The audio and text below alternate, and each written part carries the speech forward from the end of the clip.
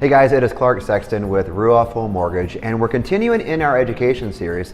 Today we want to talk about, on the day of closing, I just closed, do I actually get my keys today? So let's talk about that. In some instances, the actual answer is yes. So here's where that actually happens. So the times where you do get the keys the day of closing, in many cases they actually just hand them right to you after you sign the paperwork, is when the seller is either out of the home already and the home is vacant, or they've already moved out just before closing. A lot of times they are moving out, putting the stuff in the truck as they're driving to closing. So that happens a lot. So those are the two instances really where you actually do get your closing at that exact moment. And that is when the home is vacant, so it's been empty for a while, or it is occupied, but they are moving out actively before the day of closing or on the day of closing.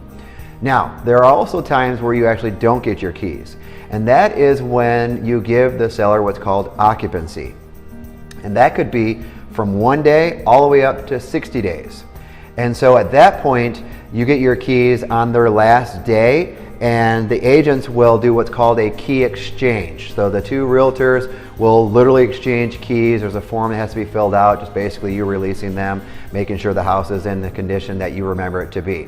So that's the other instance where you wouldn't get your keys the day of closing, but you get them later on. It has to be, in order to be considered your primary residence, it has to be inside of 60 days though, so remember that. Now, what happens during that time? You're like, well, I closed on this house, I own it now, and they're still living there. So here's the great news.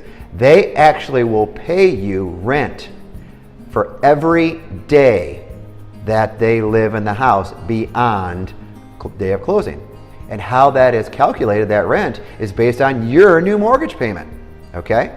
So let's say you close on the 15th of whatever month, okay? You don't have a mortgage payment until a month and a half later, the first of basically 45 days later in my example, right? So, but during that time frame, they have to pay you every day 1/30th of your total mortgage payment. So if they're there for 45 days like we just talked about, you get 45 days worth of rent based on your mortgage payment.